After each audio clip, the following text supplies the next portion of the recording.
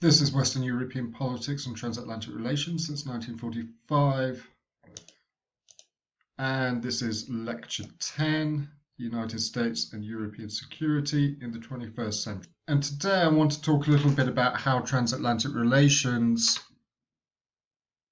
began to significantly change in the 21st century, with particular emphasis on the crisis that occurred, the transatlantic crisis that came to the fore around 2002, 2003, as a consequence of some of the policies that the United States pursued in the aftermath of the 9/11 attacks. And we will discuss, the reasons why that crisis occurred, and maybe towards the end think about what the crisis told us about the way relations between the United States and its European partners, the way those relations were beginning to, as I say, evolve quite significantly in the 21st century.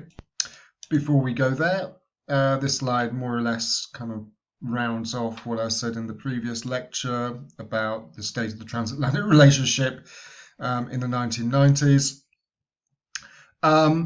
So, at the end of the decade, if you recall at the beginning, I said that there were, I think, two camps, more or less anyway, in terms of the way people were thinking about how transatlantic relations might well progress in the 1990s.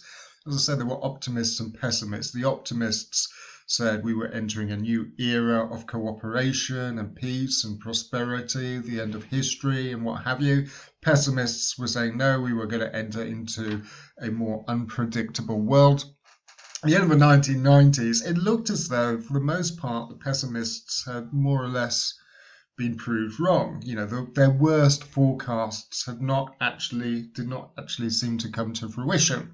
So, for example, contrary to the warnings of people like John Mearsheimer, rather than breaking up and disintegrating into nationalistic squabbling, instead the European Union had kind of continued with its process of integration during the course of the 1990s.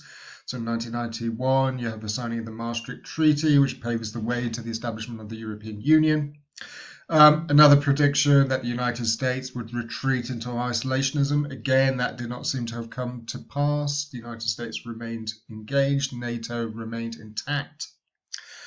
In fact, NATO had even taken on greater responsibilities with its first out-of-area missions in the Balkans in the mid to late 1990s. So I say, the worst forecasts of the realists seem to have been wrong. And as I say, at the end of the decade, looked as though the transatlantic relationship was on a reasonably good footing. However, with the benefit of hindsight, I think you could make the argument that there was already evidence that potentially the relationship between the Europeans and the United States could come under mounting pressure. And in one book that I have read, which unfortunately I don't actually still have a copy, otherwise I would have put it on the reading list. But in one book, I think the authors were Thomas and Forsberg. They wrote a short book on the transatlantic crisis. They suggested there were 5 particular milestones to the 2002-2003 crisis. The first milestone was the NATO intervention in Kosovo. And as you may recall, one of the things we talked about was the fact that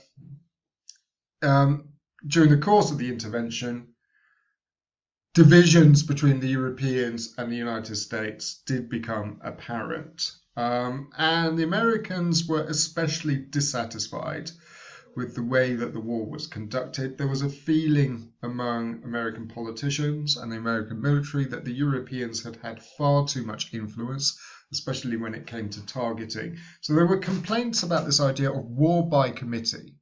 And I think there was a growing feeling within the United States that the next time that they faced a major international crisis, they would not be beholden to the views of the Europeans, that the United States would do what it felt was best. And it wasn't going to allow the French or the Germans or whoever to dictate how they should respond to that crisis. So I think, I think there was a sense,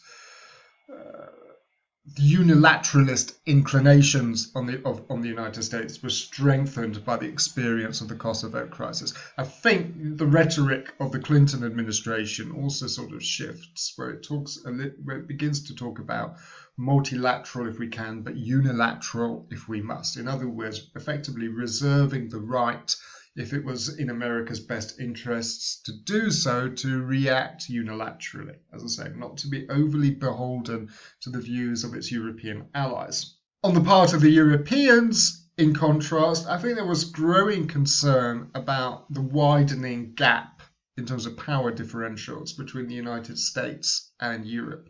The French foreign minister at the beginning of the 21st century, Dominique de Villepin, I think his name was, talks about the United States being a hyperpower, whatever that is in French, hyperpuissance or something like that, I think it is, and suggesting that this was actually becoming a problem. As I say, that the gap between the United States and the Europeans, that the United States basically had too much power in its hands, and that this was something that would need to be rectified. So already, as I say, even before the beginning of the new millennium, there were indications that there were underlying problems, if we can put it that way, in terms of the relationship. And I think the Kosovo conflict in 1999, that sort of threw some kind of light upon these underlying areas of concern.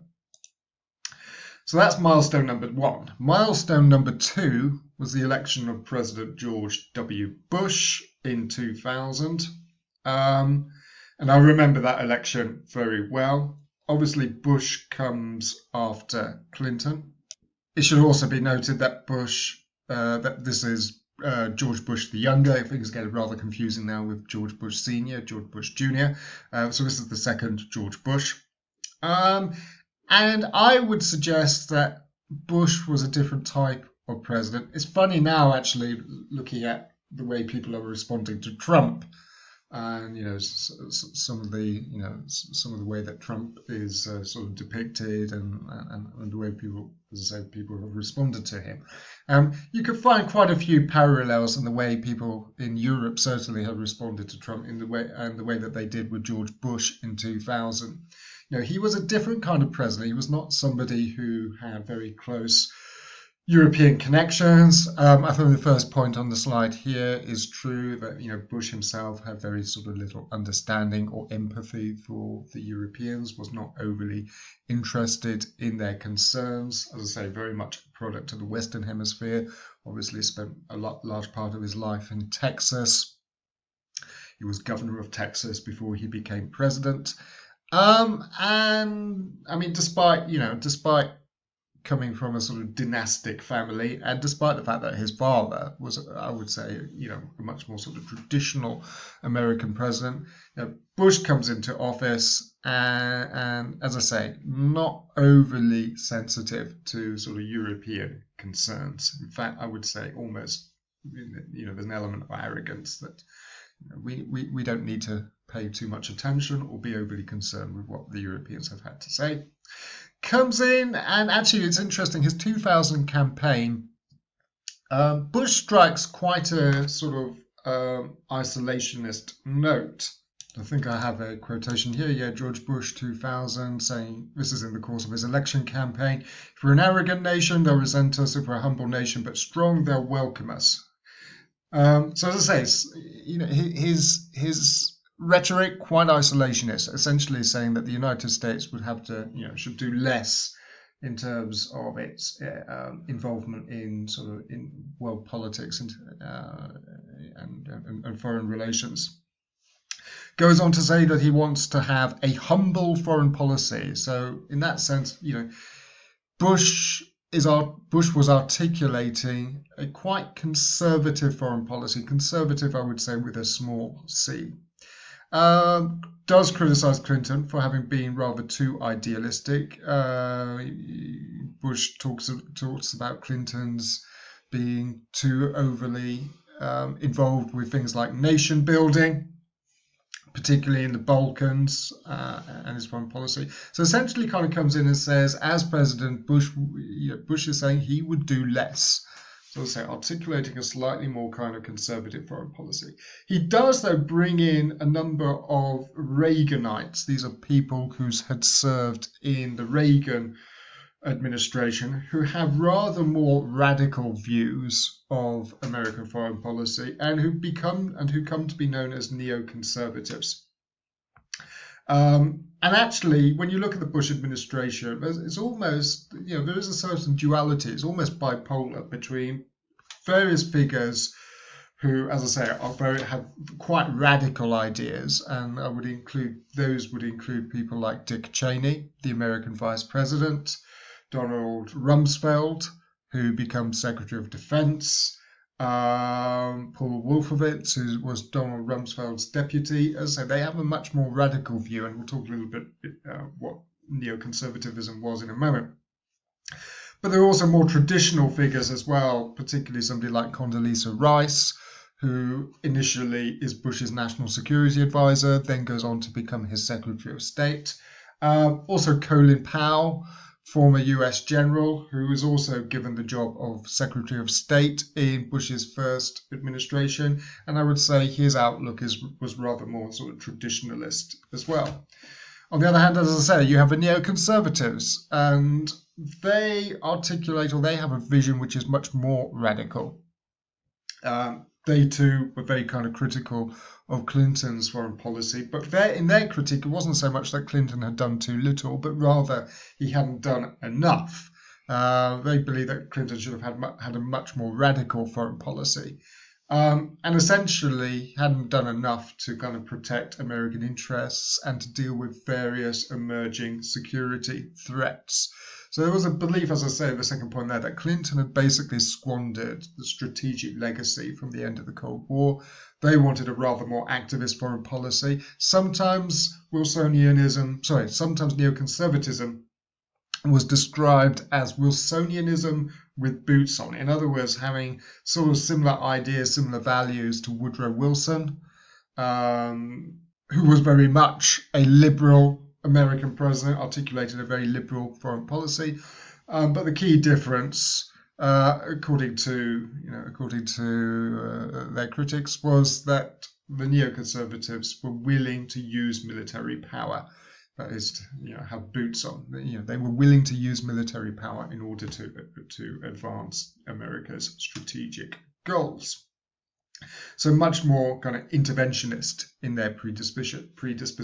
So as I say, there is this division in the Bush administration between the neoconservatives on the one hand and the more traditionalists in the other. And I think it's fair to say that initially, in the first months of the Bush administration, Bush obviously is inaugurated president January 2001. So he is literally in the last months of he's president during the last months of the pre-9/11 world. And I would say it's in this period that the kind of traditionalists have the upper hand, if you like, or have the ear of the American president. Bush in this period did not seem to be too inclined to listen to the more radical figures within his administration. What was apparent, though, in this early period is that America's foreign policy becomes much more stridently unilateralist. And on this slide here, that we list a number of decisions which Bush takes. Significantly, Bush refuses to ratify the Kyoto Protocol. And again, just drawing parallels with Trump. I mean, Trump does something very similar when he announces that the United States would withdraw from the Paris Agreement on climate change. You see something very similar, as I say, in 2001, when basically Bush says that the United States would not ratify the Kyoto Protocol, and so would not be bound by the kind of limits on greenhouse gas emissions that the protocol demanded. Refused to ratify a treaty on the International Criminal Court as well. didn't renew the Comprehensive Test Ban Treaty, the Landmine Treaty, announced that the Strategic Arms Limitation Treaty would also be abandoned, mainly because the United States Bush was kind of committed to constructing a missile shield, and this treaty and the anti-ballistic missile treaty was seen as something that would constrain the United States in that area. Protocol on biological weapons as well. So in general, I think the most significant feature of Bush's foreign policy, as I say, early 2001, is that he did not want the United States to be bound by various treaties or legal measures.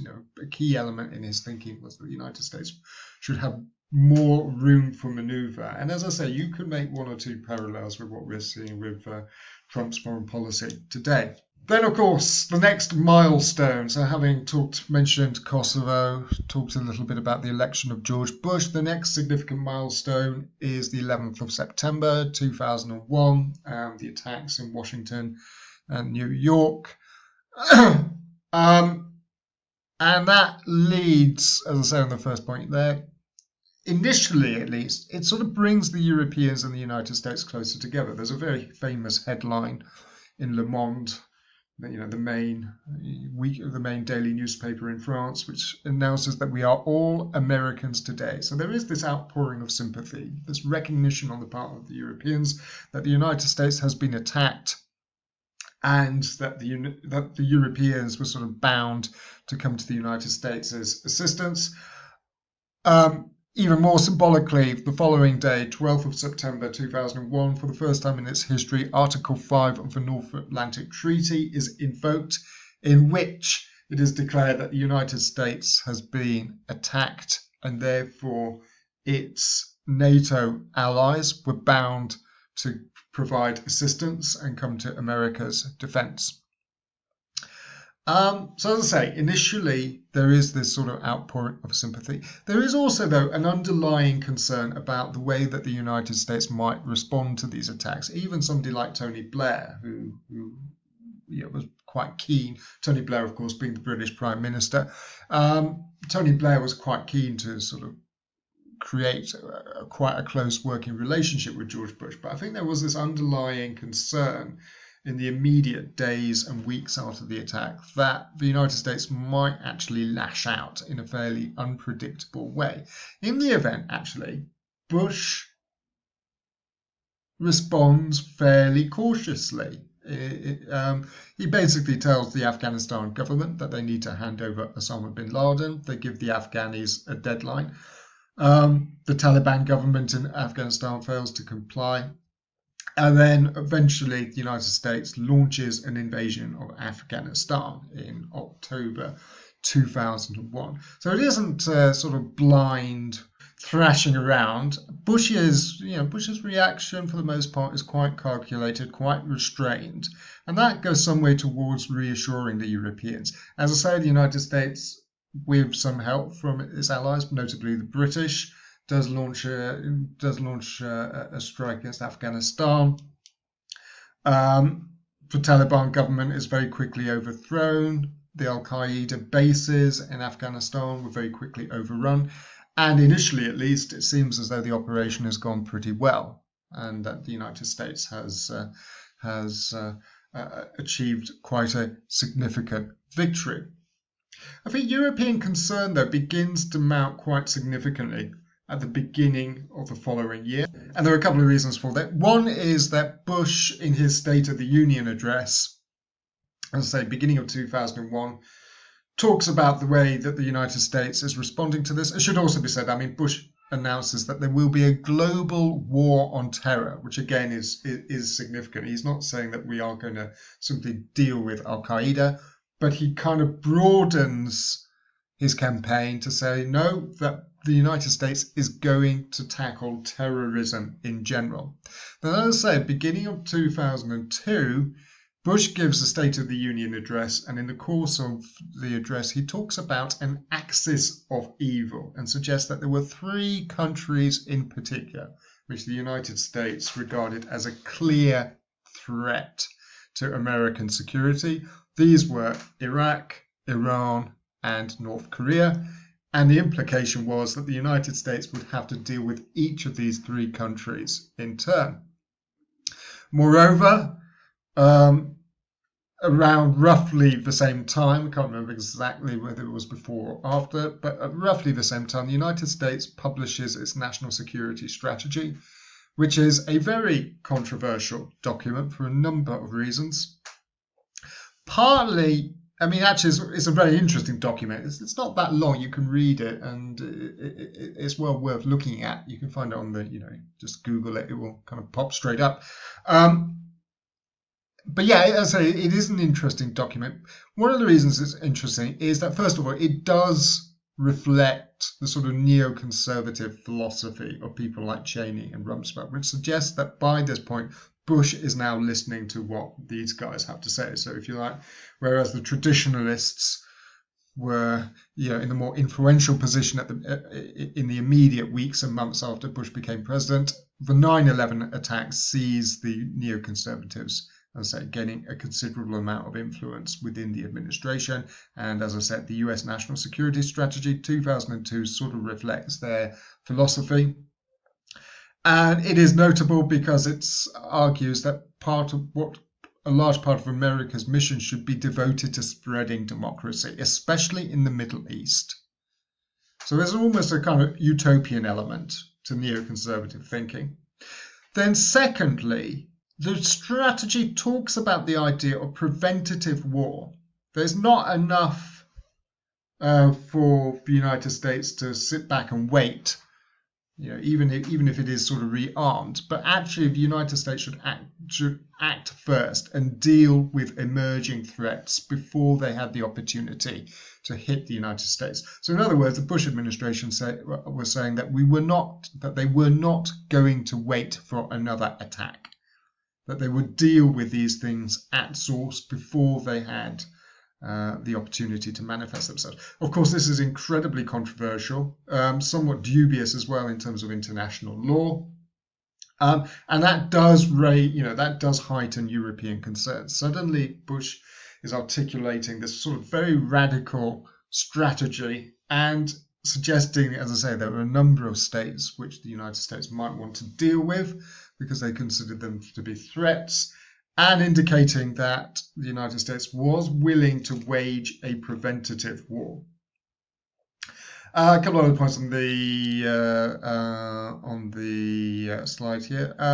Interesting. The United States does not use NATO in Afghanistan when fighting the war. I mean, there are countries like Britain, one or two countries like Britain who are American allies were involved, but it is not a NATO operation, unlike Kosovo. So again, we're back to this idea that the United States was not willing to allow the Europeans to have too much of a say in how it was going to respond to this. Also, it's worth noting, I said Article 5 was invoked as a sort of gesture of solidarity, but there were certainly figures in the Bush administration who weren't overly happy about this, particularly, I think, Donald Rumsfeld, who was suspicious of European intentions, and his fear was that the Europeans were trying to gain some kind of influence over American strategy, and Rumsfeld, of course, was determined to resist this at all costs. In general, though, I think in this period, Europeans supportive, but there are, as I say, there are some concerns over the rather gung-ho attitude of the Bush administration. Donald Rumsfeld here, a quotation, the mission determines the coalition must determine the mission. And this is a sort of reference to the fact that, if you we talked a little bit about this in the 1990s, but you have this phrase, the coalition of the willing, that there might be circumstances in which some states want to contribute resources to a particular mission and others would choose to sort of exclude themselves. Rumsfeld basically saying that the United States would determine what the mission was, and those countries which wanted to contribute would be welcome to do so, but others might choose to exclude themselves. So as I said, there is this idea of a coalition of the willing. Next milestone. So after the 9/11 attacks, you have the NATO Prague summit in 2002, and it's becoming apparent that some divisions are emerging between the Europeans and the United States. The Bush administration raises the issue of burden sharing with their European partners and basically argue that the Europeans should be doing more to spend, they should be spending more on defence and playing a sort of greater role in terms of their contribution to the war on terror. For their part, Europeans were rather reluctant to support the sort of more grandiose desires. I say the Europeans, but I mean, again, we will get onto this in a moment, but opinion is somewhat split in Europe itself. I mean, there were certainly some leaders like Tony Blair who were much more sympathetic to the United States as war objectors, but there were others who were rather less sympathetic. Among them was the German Chancellor, Gerhard Schroeder, who at this summit accuses the United States of adventurism. Chirac, the French president, as well, also expressing his misgivings about the line that the United States was sort of from policies that the United States was pursuing. There is, though, a general willingness, or at least a declaration, let's put it that way, that there is a recognition that NATO needs to be strengthened, although, again, the key issue is how much were the Europeans prepared to spend on defence. So as I said, at Prague, some of the divisions do begin to become quite apparent. Then finally, and I would say one of the reasons why these divisions do become apparent is that it's becoming increasingly clear that the United States is preparing to launch some kind of war, some kind of military intervention against Iraq, which of course March 2003 is what actually happens, the beginning of the Second Persian Gulf War against Iraq. Now, in the lead up to Operation Iraqi Freedom, there is an awful lot of diplomacy. Tony Blair, in particular, persuades George Bush to try and secure a United Nations Security Council resolution which would authorize military action against Iraq. And in November 2002, a resolution is passed unanimously in the United Nations Security Council, which basically tells Iraq that it has to dismantle all its weapons of mass destruction and that it needs to allow weapons inspectors to verify that this has actually been done. It should be said, of course, that there's a long kind of history with Iraq, which dated all the way back to the end of the First Gulf War in 1991. As part of the peace agreement, Iraq was required to do that, to dismantle its weapons of mass destruction and to allow weapons inspectors. Throughout the 90s, there had been this sort of cat and mouse game between weapons inspectors being admitted into Iraq, then expelled, and there was sort of mounting concern, suspicion that Iraq did have some kind of nuclear weapons program. And again, it's important to remember this now, is that I think there was something of a consensus within the intelligence community that Iraq almost certainly did have some form of weapons of mass destruction, perhaps some kind of nuclear capability, or at least was on the brink of developing this. So as I say, 1441 finally passed, demanding, as I say, that weapons inspectors be allowed into Iraq and to verify that there wasn't a nuclear bomb project. However, the language in the resolution was somewhat ambiguous. It wasn't entirely clear whether the declaration clearly authorized military action against Iraq. Usually in the United Nations resolution, the phrase authorizing military action is all necessary means, that all states were authorized to use all necessary means to deal with a particular problem. That language was not contained in Resolution 1441. All it said was that Iraq would suffer serious consequences if it failed to comply, but it did not stipulate what those consequences would actually be. And a sort of division opens up between whether or not 1441 is enough to, legally speaking, enough to authorize the use of military action against Iraq.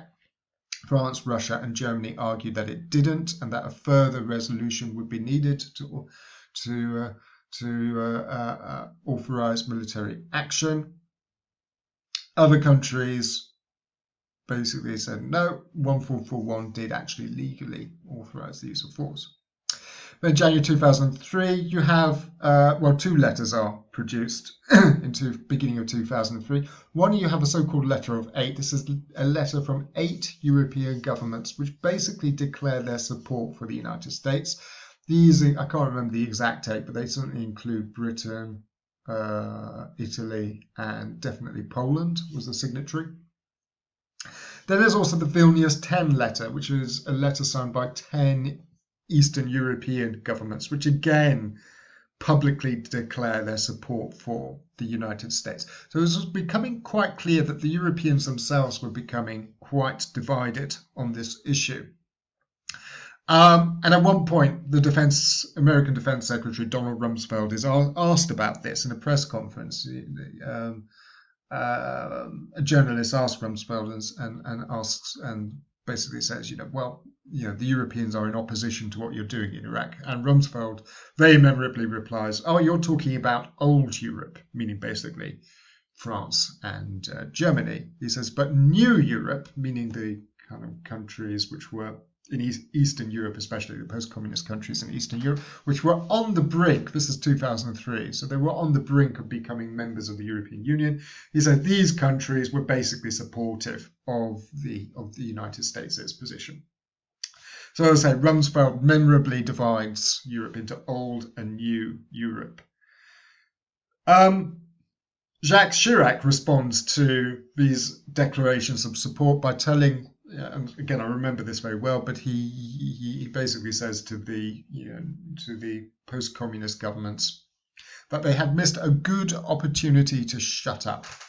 In other words, it wasn't their place to come out with declarations of support for the United States. Another significant aspect was that Turkey actually refused to allow the United States to use its territory to launch an invasion of Iraq.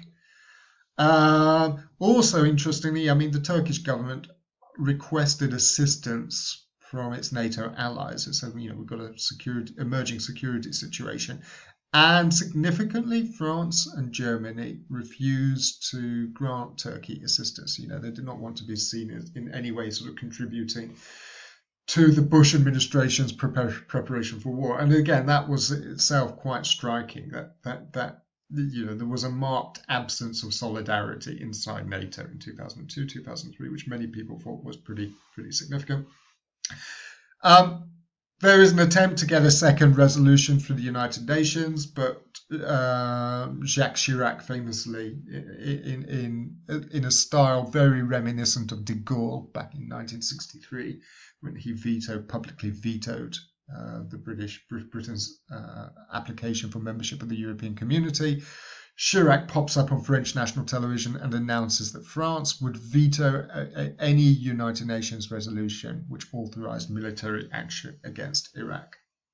And in doing so, Chirac wins a great deal of popularity in France and then goes on to win the French presidential election. And I think you could argue that his foreign policy and this particular declaration contributes very strongly to that. Similarly, Gerhard Schroeder was up for election in I think in 2003 as well. And again, there were certainly arguments at the time that electoral considerations, as much as anything, were sort of dictating Germany's foreign policy on this issue.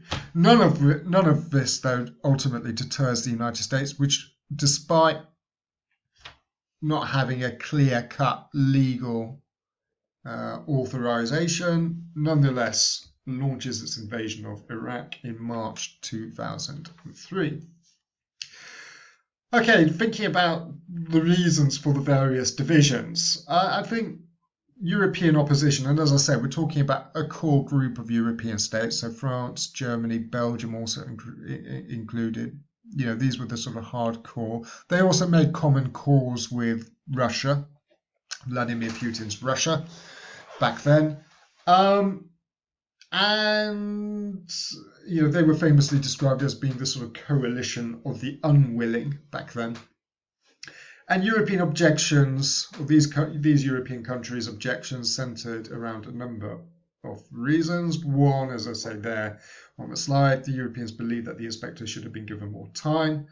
There were some doubts about the legality of the war, which we've already talked about. Certainly doubts about whether, I mean, Bush administration, among other things, also claims that Saddam Hussein did have some kind of connections with Al-Qaeda, might well have been involved in some way in the 9/11 attacks. The evidence for that, to say the least, was minimal.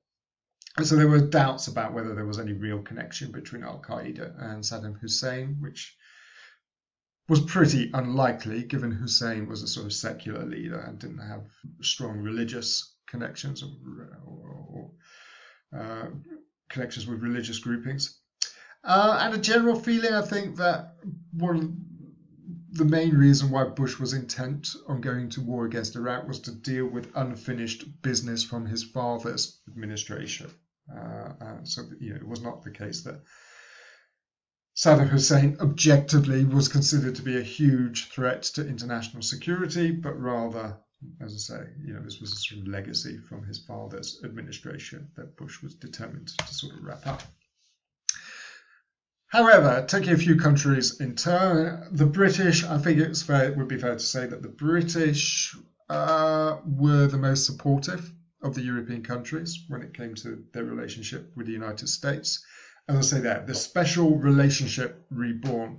Tony Blair is interesting. I mean, Tony Blair was clearly a sort of true believer in the Anglo-American position, Anglo-American relationship. He had pretty close relations with Clinton, although the Kosovo conflict in '99 sort of tested that relationship to some degree. After Clinton retreats, or leaves office, I should say, Blair is determined, as I say, to foster a pretty close working relationship with Bush, despite the fact that ostensibly, ideologically, the two politicians came from different parts of the political spectrum. Blair, leader of the British Labour Party, a sort of self-professed kind of social democrat, so kind of on the left, notionally anyway, on the left in British politics. Bush, a kind of very conservative Republican. So ideologically, they didn't seem to have much in common. In fact, Bush is actually asked about this in his first press conference with Tony Blair. Again, this is pre 9/11. I think Blair travels to Camp David to meet with Bush, and at the press conference, Bush is asked about, as I said, the lack of ideological affinity, or he's asked, what do you have in common with Tony Blair? Bush sort of thinks for a moment and says, you know what, I think we share the same toothpaste. And becomes known as the Colgate Summit because of this. In other words, that's about the only thing we have in common, the same toothpaste. And Blair responds by saying, well, people are going to want to know how you know that, George. But yeah, as I say, Blair makes it his mission, makes it his priority to strengthen the sort of bilateral relationship between the United States and Britain. And Blair basically becomes the sort of chief ally of the United States in Europe. Again, I remember the period quite well. I mean, basically, Blair becomes a sort of roving Secretary of State for the United States. He travels around the world to try and shore up support for the United States. I think Blair gets some criticism in Britain as well for kind of almost sort of neglecting his duties as British Prime Minister, because he was, more intent, displaying his support for the United States and contributing to the war on terror. Blair, though, as I say, does persuade Bush to take the UN route. I think Bush's initial inclinations are to just ignore the United Nations altogether. Blair said no, it would be much better to have a UN resolution of some description supporting the war. And Blair does his damnedest to try and persuade other European governments to support the Bush administration. Obviously, in the case of France and Germany, that does not meet with much in the way of success, but there are other European governments who, similar to Britain, take a reasonably pro-American approach. The Spanish government at that time, the Italian government under Berlusconi, pro-American and supportive of the war on terror, as was the case of most of Eastern Europe at that time. In contrast, as I say, Chirac strikes a sort of more Gaullist note, announces that he would veto the UN resolution, as I mentioned a moment ago, live on French television. In some ways, though, German opposition to the war was more significant, simply because historically the Germans had been very much in America's camp. So the fact that you have a German chancellor for the first time to come out publicly against a major American foreign policy initiative, this was seen as being quite significant. As I say, Schroeder himself was up for re-election, I think, in 2003, so that may well have been, a significant factor influencing his foreign policy decisions. But yeah, German opposition is actually quite controversial within Germany itself. I mean, I think the Christian Democratic Party, so the opposition party at that time, was pretty critical of Germany's position. And I think when Angela Merkel finally does become chancellor, she was quite keen to sort of patch up the relationship with the United States. Okay, so that, as I say, there'll be a couple of generalizations to make about the crisis. First of all, as I said, at the end of the 90s, it seemed as though the transatlantic relationship was in pretty good shape. So the crisis sort of more or less comes out of the blue, if I can put it that way. It is a surprise. It takes a lot of people's surprise. People weren't expecting this sort of division to open up. And the fact that you have the United States and some of its core European partners at loggerheads, that was seen as being very significant at the time. I remember back in 2003, 2004, it was shortly actually after I came to Poland, but for a brief moment at least, transatlantic relations were seen as being as a particularly sort of sexy area. This was the stuff that people were writing about. I say brief because generally the sort of international relations, academic community tend to be more interested in China or Asia or places like that. But as I say, for a brief moment, the transatlantic relationship did actually attract quite a lot of attention. There was much discussion about what this sort of crisis revealed about the relationship. We'll talk a little bit about the sort of wider debate about when we consider Robert Kagan's work and this idea of paradise versus power. In one book, though, again, I think this is the Thomas of Forsberg, they basically sketched out three potential scenarios for the United States and Europe. They said you could witness a sort of transatlantic divorce where the Europeans and the United States sort of break away from each other, or there could be a sort of transatlantic renewal where the Europeans and the Americans sort of reaffirm the relationship, renew their vows, if you like. Or potentially you could see what they described as dissonance, this idea that there would be some areas where the Europeans and the Americans would agree upon and could agree to cooperate, other areas where they disagree and, they would sort of more or less kind of ignore or work around. So three potential scenarios there.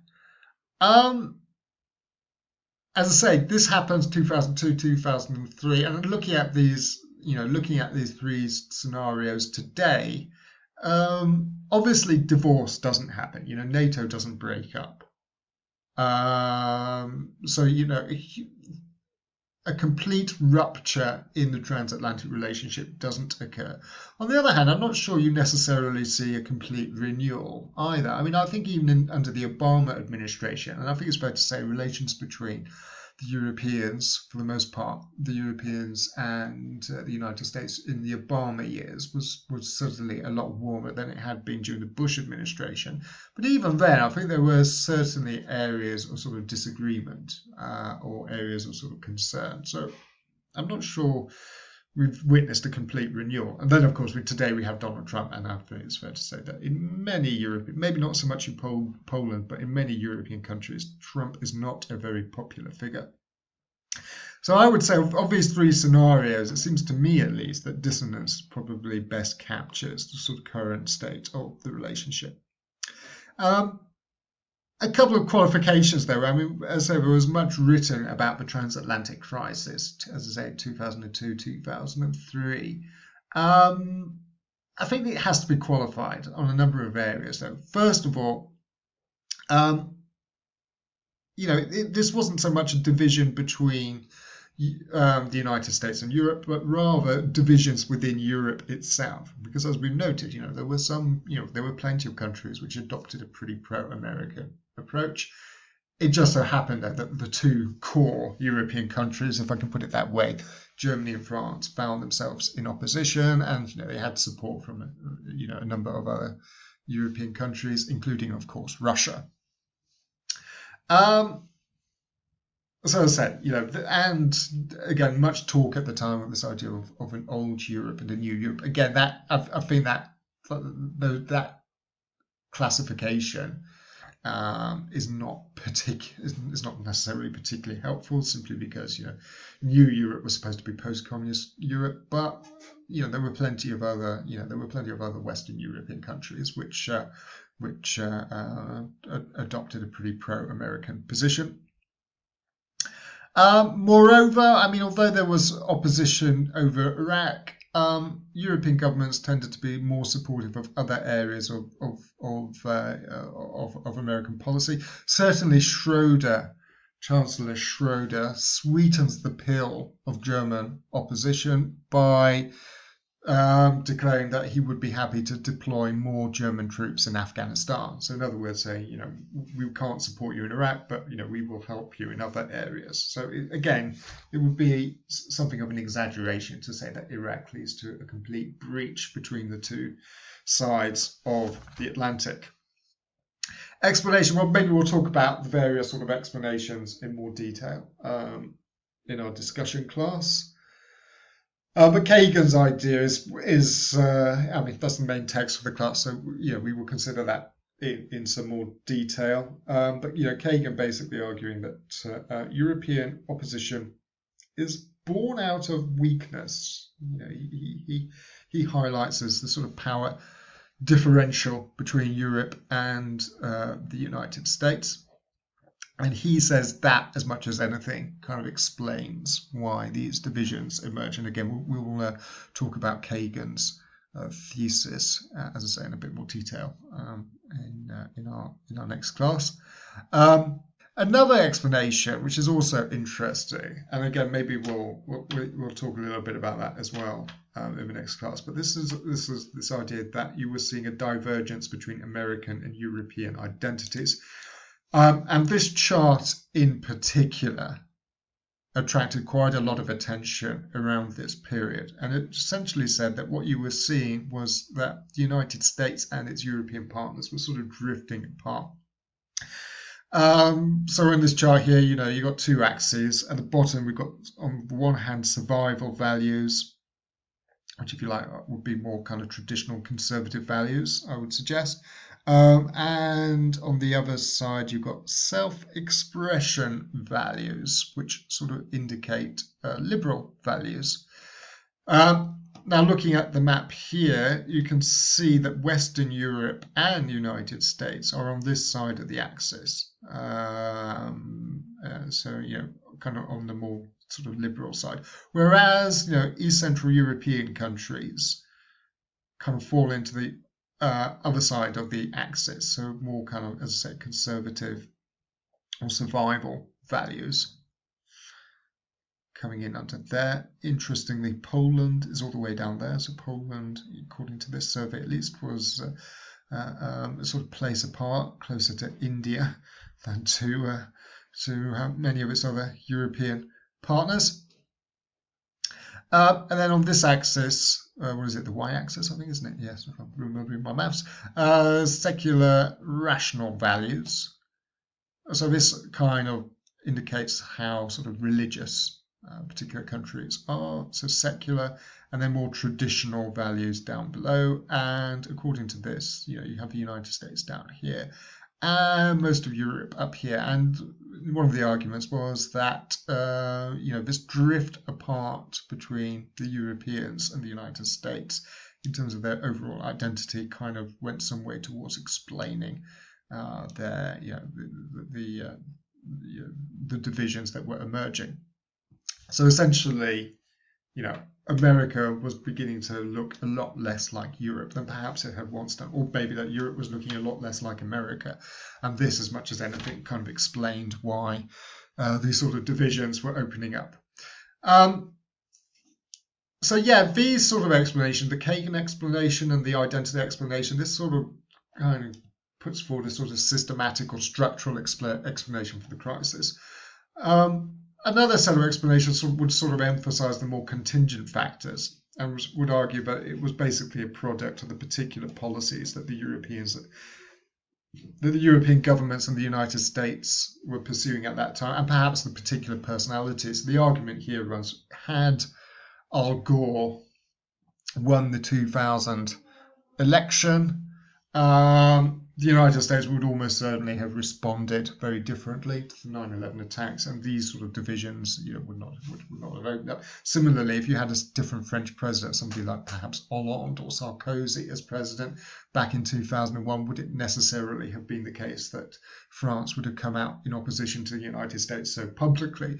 So these sort of explanations kind of discount the more kind of systematic or structural explanations for the crisis, and instead, as I say, focus on the more sort of contingent factors, the particular personalities, especially, which were in power at that time. Either way, though, as I say, the crisis sort of does come as a surprise. In the aftermath, well, a couple of points to make. First of all, obviously, the war in Iraq does not go particularly well for the Bush administration. So although Saddam Hussein is swept aside very quickly and the United States sort of occupies Iraq, so, the initial part, the first part of the war goes pretty much according to plan. George Bush famously lands on an aircraft carrier in a plane, gets out and declares mission accomplished. The problem, of course, is that the actual occupation of Iraq does not proceed at all smoothly, to the point at which by 2006 the United States is faced with having to face down a full-scale insurgency. Now that has kind of consequences. First of all, it certainly dampens down the sort of neoconservative vision of interventions in countless countries. As I say, Iraq was supposed to be the first in a series of interventions, but the fact, or second, I suppose, after Afghanistan, but the fact that Iraq goes, the occupation of Iraq goes so badly means there is very little enthusiasm for widening the war to include Iran, still less North Korea. So the kind of neoconservative sort of vision begins to be eroded. I mean, it's interesting. Donald Trump, for example, I mean, he declared that the war in Iraq was, the biggest foreign policy disaster that the United States has had. So, certainly Trump himself sort of campaigns on the basis that he isn't a neoconservative, but he wants, that he doesn't believe in military intervention, that he wants to sort of bring the troops back. Although, interestingly, of course, that Trump has actually intervened and almost, started a full-blown war against Iran. Similarly, he sort of threatened North Korea with fire and fury, as he memorably put it. So, I think there is a sort of lack of coherence, to say the least, in terms of Trump's foreign policy or strategic thinking. But yeah, neoconservatism, as I would say, largely as a result of the experience of Iraq and also, of course, Afghanistan. I mean, initially, again, I remember this pretty clearly. Afghanistan is seen as the good war or the necessary war for the part of the world that America seems to be making the most progress on. But as the war progresses there, the situation sort of deteriorates, and Afghanistan also begins to be seen as a problem. It is, of course, today America's longest war. Second point, the United States discovered that it needs allies. Yeah, I mean, I think, as I say, once the United States runs into difficulties, I think the Bush administration eventually acknowledges that actually having international support, having partners to assist you in the region, that is something that is useful and to be encouraged. Third point, Europeans also faced the threat from Islamic terrorism. So several European countries were targeted in attacks and have been targeted in attacks. Most seriously, you have the Madrid bombings in 2004.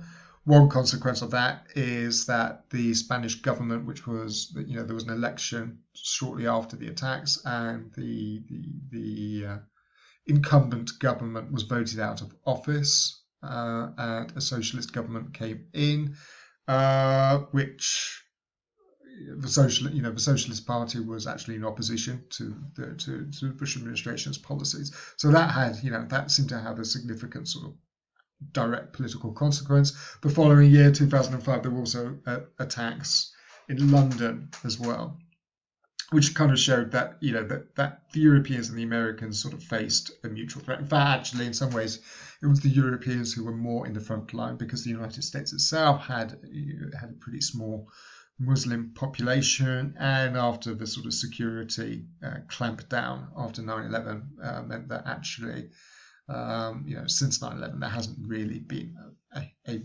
major attack on American territory, or at least nothing that is sort of comparable to 9/11. Whereas, as I say, it's been the Europeans that have been pretty much in the front line. Moreover, and this is more not just my argument, but this is an argument that I have more sympathy with, shared values and continued need for the United States to participate in European security. I think a complete divorce was always unlikely, because, whatever their differences, I think the United States and the Europeans are closer in terms of their values than, say, the United States and China, or the United States and Russia. So I think the identity argument can be a bit overblown in that sense. Shared values and shared interests as well. I mean, as I say, transatlantic relations aren't sexy in the way that Asia or China and other stuff is for sort of academics and writers, but you need to acknowledge that actually, the transatlantic system, if I can put it that way, in terms of trade, investment, all this sort of stuff, is huge. Basically, the United States and the European economies are very, very heavily integrated. Similarly, there are all kinds of sort of transatlantic institutions mediating relations. So, they might not be sexy, but they are nonetheless extremely important. And it's hard to see how any other country or any other kind of region could sort of replace Europe for being as an area of support for the United States. But there is, a sort of risk of a two-tier NATO, which is what I say there, with some countries perhaps being more supportive of the United States and certainly send troops to places like Afghanistan on these sorts of missions, particularly missions which might well involve a high level of risk for soldiers, and those countries which are more kind of reluctant to participate in these sorts of missions. After 2008, Obama comes in, and I think I wrote this in around 2009, 2010, so it still wasn't quite clear what sort of kind of president Obama was. A couple of things to say. The European reaction to Obama was much, much more enthusiastic than it had been for Bush in 2000, and certainly than it was for Trump in, 2016. Gosh, feels like a lifetime ago now. Obama was definitely, as I say, a committed multilateralist. Like Trump, Obama, and Bush before him, Obama too kind of stressed that it was important that Europeans make a significant contribution to defense and to NATO and things like that. Moreover, Obama's national security policies were not without controversy as well in Europe, especially the reliance on drone strikes. That was something that I think a lot of Europeans felt quite uneasy about. Basically although Obama in some ways is a sort of different president, he does nonetheless continue with the war on terror, especially, as I say, in Afghanistan, and that that does create a sense of unease. So the final point there, as I say, underlying differences between Europe and the United States will almost certainly continue. Well, of course, Trump's election, if anything, has sort of accentuated these sorts of differences. Again, Trump, as I said, there are similarities, I think, between Trump and the Bush administration. Trump, too, very much a unilateralist, somebody who very much proclaims that he's not a globalist. Quite isolationist in many of his instincts, certainly not a multilateralist, and again, pretty indifferent, I think, to kind of European concerns, European considerations. He's going to sit down. I mean, there was that great photograph, wasn't there, of, I think it was a G7 summit or something, where Trump's sitting down and different international leaders surrounding him, Angela Merkel kind of sticking her face in his grill and all the rest of it, which kind of, I think, very nicely sort of summed up the current relationship between the Trump administration and its European partners. So yeah, I mean, clearly Trump, like Bush before him, has sort of revealed that there are quite significant differences between the Europeans and the United States.